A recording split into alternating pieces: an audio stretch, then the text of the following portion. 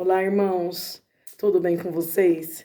Eu vim hoje trazer uma palavra para o seu coração. Estou debruçada aqui num texto onde a minha alma está sendo espremida e eu acho bem proveitoso a gente compartilhar dessa palavra hoje com você. Eu sei que Deus ele tem algo profundo com a nossa alma sempre que lemos um texto ou que fazemos os nossos devocionais. Mas há devocionais que são importantes, há devocionais que são um gancho, né? Que nos fisgam a alma mesmo, um gancho que nos prende a atenção. Eu vou ler a palavra aqui e a gente vai falar um pouquinho dessa palavra hoje. Aqui no livro de Cantares de Salomão, né? Os Cânticos dos Cânticos. Tem uma palavra bem conhecida, mas que a gente às vezes não consegue explanar ela e nem entender ela no sentido espiritual, né? No sentido literal, a gente até entende um pouco do que ela quer dizer, mas no sentido espiritual, às vezes a gente não consegue decifrar, né, o gatilho que Deus quer dar com isso. Eu vou ler Cantares, capítulo de número 8, no verso de número 6, para a gente poder ter ideia do que Deus tem para nós hoje. Põe-me como selo sobre o teu coração e como selo sobre o teu braço, porque o amor é forte como a morte, duro como a sepultura o ciúme. As suas brasas são brasas de fogo, como veementes labaredas. As muitas águas não podem apagar este amor, nem os rios afogá-lo. Ainda que alguém desse todos os bens de sua casa, pelo amor certamente o desprezaria. Quando a gente olha para o livro de Cantares de maneira literal, a gente tem o amor, né, da Sulamita, né? Ali no capítulo 6, a gente vê o amado dela chamando ela, né? E ela tem o nome revelado aí, a Sulamita, né? Nós vemos aqui o amor de um homem para com uma mulher. De maneira literal, a paixão, a ardência da paixão. Nós vemos que alguns estudiosos, eles atribuem, né, o autor deste livro a Salomão. Então a gente vai falar assim, o amor aí da vida de Salomão. Salomão se apaixona por essa sulamita, né? Nós vemos uma mulher que é humilde, não tem riqueza, e ela não deseja a riqueza desse amado. Ela deseja o amado para ela. Ela deseja a presença do amado, o toque do amado, né? As carícias desse amado. Nós vemos Salomão colocando o coração de maneira ardente, de maneira intensa. Ele se declara, ele abre o leque, né, para falar do amor dele por essa mulher. E aqui essa mulher, ela retribui o amor, ela entrega de volta. Nós vemos um amor mútuo entre os dois. Nós vemos a ardência da paixão, nós vemos as juras de amor. Nós vemos que essa sulamita não economiza palavras de desejo, quando ela fala desse amado, quando ela fala desse amor intenso. Esse amado era um rei. O rei tinha muitas posses, o rei tinha todas as mulheres que ele queria ter, mas essa amada era diferente, essa amada era exclusiva. Nós vemos que essa sulamita, nós estamos falando do sentido literal, já entraremos no lado espiritual. Nós vemos que essa sulamita, ela tem algo que as outras não têm. O rei deseja, o amado deseja algo dela que as outras não podem entregar. É um amor, eros, né? É o amor do homem para com a mulher. Não é um amor filos, que é um amor entre um irmão e outro, é um amor fraternal. Mas nós podemos trazer para um amor ágape, que é o amor de Deus para com a igreja. A revelação espiritual aqui é o amor ágape de Deus com a igreja. Nós vemos o Senhor derramando o coração, abrindo para a igreja em Cantares. porque senão esse livro não seria um livro canônico, um livro inspirado, não seria um livro que estaria dentro da Bíblia, não estaria aqui se não tivesse uma revelação espiritual muito forte nesse livro.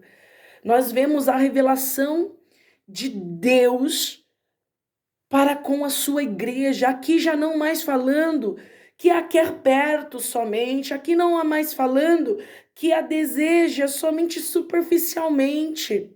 Aqui Salomão, ele não economiza a palavra e também não esconde entre as linhas, dando a entender que ele deseja ela de uma maneira mais profunda, que ele deseja conhecê-la de uma maneira mais profunda. E aqui é o próprio Cristo falando que ele deseja conhecer a igreja de uma maneira mais profunda, que ele quer a igreja de uma maneira mais relacional, intensa. Quando eu olho para Salomão dizendo, né, aqui, eis que és formosa, é o meu amor, eis que é formosa, os teus olhos são como os das pombas. Ele está falando da pureza, da inocência dessa mulher. Deus, quando nos olha, ele vê a inocência da igreja, a igreja pecadora, a igreja que caiu muitas vezes, o povo de Deus que o largou por muitos lugares. É Deus falando com a igreja aqui, dizendo: vocês não sabem como é esse verdadeiro amor. O amor que vocês têm é um amor falho, um amor inconstante, um amor com ondulações, um amor que se rompe facilmente, um amor que não está preparado, um amor imaturo.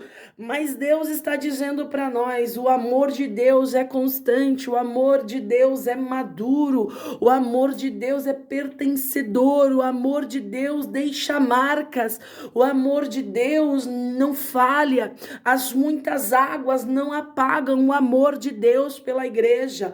O amor de Deus pela igreja é incendiário, é um amor que arde, é um amor que ninguém pode apagar.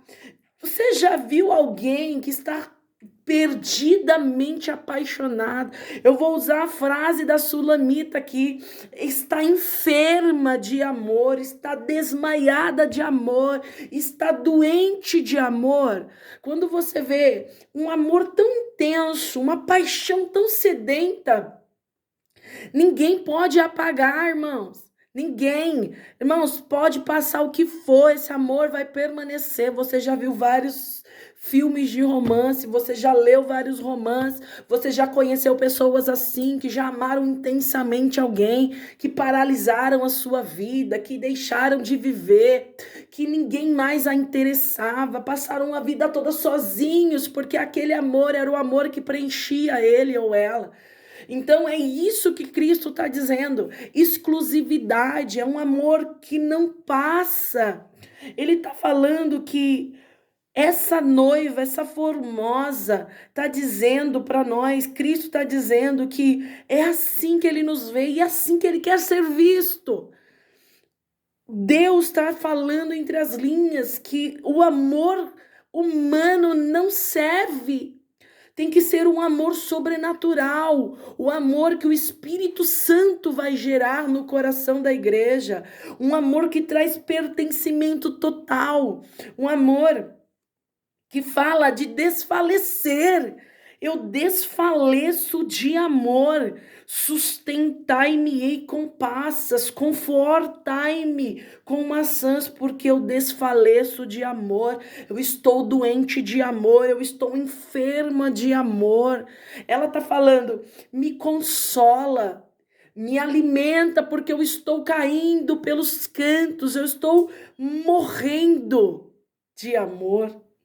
Quando eu olho para isso, eu vejo a Sulamita querendo entrar dentro desse amado. Eu vejo a Sulamita querendo fazer parte como uma só carne desse amado. Isso é o casamento. O casamento une dois seres e a Bíblia diz que eles se tornam um. no amor, na intimidade, na intensidade, no cuidado, um cuidando do outro. Paula, Cristo precisa que eu cuide dele? Não, mas precisa que você zele pelas coisas dele. A igreja é de Cristo, zele por ela. Os dons que Deus te dá, zele por eles. Aqui, quando a gente entra no último capítulo de Cantares, no capítulo de número 8, tem uma passagem aqui abaixo da passagem que lemos, que traz isso, a parte dos dons, a parte do cuidado daquilo que Deus te dá. Ela fala assim, ó, temos uma irmã pequena que ainda não tem seios, que faremos a esta, nossa irmã, no dia em que dela se falar? Tá falando de uma menina ainda, que não tem ainda seios, que não está na maturidade, ainda não está pronta para o casamento, ainda está caminhando para um crescimento, ainda não amadureceu. Ele tá falando da maturidade da igreja, ele tá falando de uma igreja que ainda não está pronta, né? De uma igreja que ainda está sendo adornada. Lá em cima a gente vê ele falando de adornar esta noiva. Eu vou colocar sobre você joia, eu vou colocar sobre você isso, aquilo. Ele está falando de adornar, ele está falando de preparar, ele está falando de enfeitar, de dar algo, de deixar ela mais bonita, de deixar ela mais atraída, atrativa, viçosa. Quando a Sulamita fala dessa irmã, ela está falando da imaturidade da igreja. Ela está falando de uma fé não amadurecida ainda. Mas logo abaixo, esta mesma Sulamita fala dela. Ela fala, eu não. Eu sou como um muro. Ela fala. E ela fala que ela é como um muro. Edificaremos sobre ela um palácio de prata. Ela fala, eu sou um muro e os meus seios são como as torres. Então, eu era aos seus olhos como aquela que acha paz. Ela tá falando, eu já sou madura para o casamento. Você já tem o quê? O desejo por mim. Você já vê a beleza, né? Não mais inocente, mas uma beleza mais a fundo. Tá falando da maturidade espiritual. Tá falando de uma fé madura.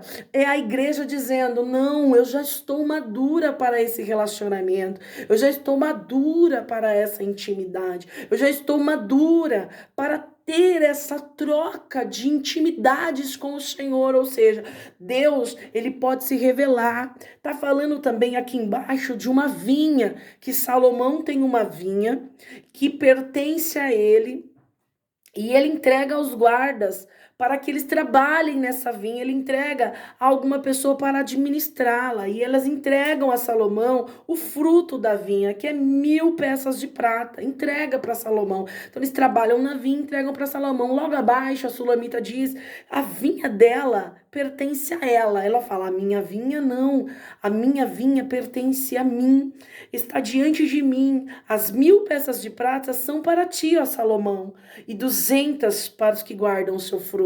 Ela está falando, é meu coração. O meu coração eu dou a quem eu desejo dar. Ela tá falando de um amor que não se compra, de um amor que não se divide, de um amor que não quer ter lucro com isso. Ela tá falando assim, a minha vinha, o meu corpo. Ela tá falando o meu coração. Ela falando a minha intimidade. Eu vou dar para quem eu desejo. Eu vou entregar para quem lhe é de direito. Eu vou entregar para quem eu pertenço. É a igreja dizendo para Deus, a minha vinha, o meu coração, a minha vida, a minha intimidade, eu vou entregar para o Senhor. Eu vou entregar para quem lhe é de direito, para quem pertence verdadeiramente.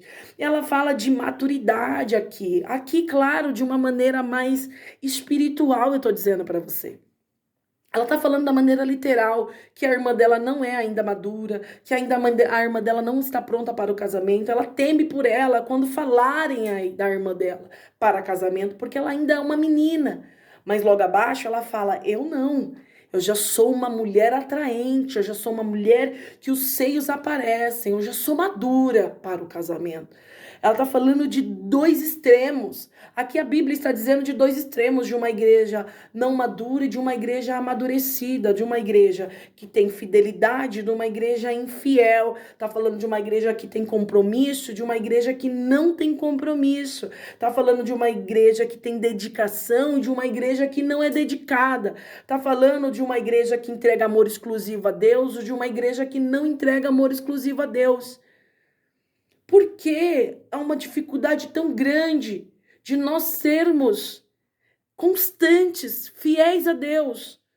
Porque o amor de Deus, ele é tão forte como a morte. Ele venceu a morte pela vinda de Cristo, pela ressurreição de Cristo. É um amor que perpassa a morte por nós, porque nós não podemos ter esse amor dentro de nós por Cristo e pela igreja de Jesus. Por que que o nosso amor é tão falho? Por que que o nosso amor é tão inconstante? Por que que o nosso amor, ele para com facilidade? Por que que o nosso amor, ele não deixa marcas? O amor de Cristo deixa marcas no nosso coração, mas por que que o amor da igreja por Cristo não deixa marcas de arrependimento? As marcas do arrependimento é quando você escolhe Jesus e não a bebedeira, é quando você escolhe Jesus e não o mundo, é quando você escolhe Jesus e não o pecado, é quando você escolhe Jesus e não adultério, quando você escolhe Jesus e não uma roupa indecente, é quando você escolhe Jesus e a modéstia, é quando você escolhe Jesus e o coração inteiro para Ele. Quando eu olho para Cantares, o meu coração treme, porque eu vejo a igreja e Jesus, o noivo e a noiva, o desejo da esposa pelo seu amado. Cristo está falando, o teu jeito de amar não me serve. Tem que ser o meu jeito de amar. Tem que ser mútuo, tem que ser total, como é o meu por você. Jesus não aceita menos, porque o amor de Deus por nós arde constantemente. O amor de Jesus por nós tem intensidade. É um amor que não abandona. É um amor que tem ardência, que tem propriedade. Por que que a igreja não é perseverante nesse amor? Por que que o amor de Cristo é tão poderoso e deixa marca no nosso coração e o amor da igreja é tão insosso? Por que que o amor da igreja por Cristo muitas das vezes começa como uma chama bem pequena e não cresce, mas apaga? Aqui está falando que as muitas águas não podem apagar o amor que Deus tem por nós. É lindo aqui, quando a gente olha de uma maneira poética como o livro foi escrito, de uma maneira lírica como o livro foi escrito. Aqui nós podemos usar sim, de uma maneira relacional humana, o amor intenso do homem para com a mulher, mas aqui tem coisa mais profunda do que isso. Aqui tem o amor de Deus para com a igreja, tem amor da igreja para com Deus. Põe-me o selo no teu coração como um selo sobre o teu braço, porque o amor é forte como a morte e duro como a sepultura, o ciúme. Ele está falando de um amor que é como a sepultura e a morte é inflexível. A morte não te espera, a morte não dá trégua, a morte não dá tempo. Quando ela chega e acabou. Está falando que é inflexível, não é negociável. Esse amor não negocia. Põe o teu selo sobre mim, a noiva está pedindo ao noivo. É a igreja arrependida pedindo a Jesus, coloca o teu selo sobre o meu coração, sobre o seu braço. E aí, porque o amor é forte como a morte, ou seja, é até a morte que eu tô contigo, Jesus. Tá falando mais aqui, é duro como a sepultura, não tem flexibilidade. O amor teu por Cristo não pode ser flexível, não pode ser ondulado, não pode ter inconstância. É um amor que constrange, é um amor que perpassa, é um amor que ninguém entende. Realmente é um amor incompreendido. As pessoas não vão entender porque você ama tanto a Jesus, porque você quer tanto a Jesus, com veementes labaredas. O teu amor tem que arder assim. A noiva está pedindo, a noiva está falando que o amor tem que ser veemente, como labaredas, que o amor, as suas brasas são brasas de fogo. O amor arde, o amor é profundo, o amor é intenso como fogo. Tá falando que as águas não podem apagar esse amor ele vai passar tudo.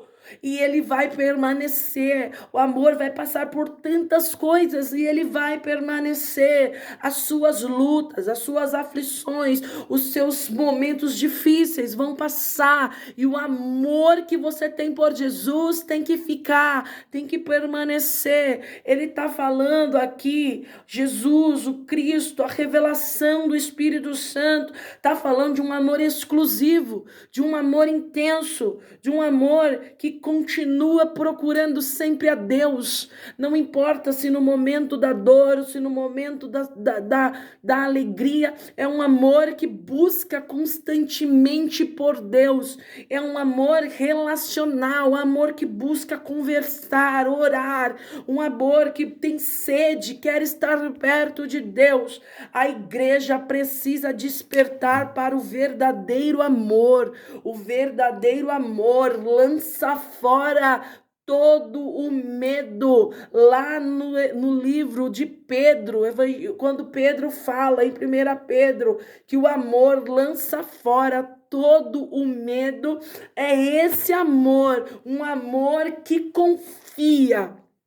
Um amor que sabe aonde se encontra, um amor que não negocia, um amor que não tem nuances de variações, um amor que está não baseado na emoção. O amor de Deus nos ensina domínio próprio, o amor de Deus nos ensina que envolve muita sabedoria, o amor de Deus traz controle, não é um amor descontrolado, não é um amor que não tem domínio próprio, não é um ciúme doentio, porque isso não é amor, é doença, mas é um amor lindo, um amor constante, um amor que traz domínio próprio, um amor que traz sobriedade, um amor que traz pureza, um amor que traz sabedoria para você.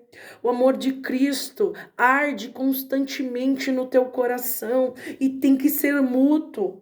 O amor de Cristo no coração de Cristo arde por você, e você deve arder em chamas por Jesus. Jesus está nos chamando para uma intensidade maior. O amor de Deus nos traz isso. Irmãos, que esta palavra possa estar remoída no teu coração, que traga para você a chama nova da paixão por Jesus.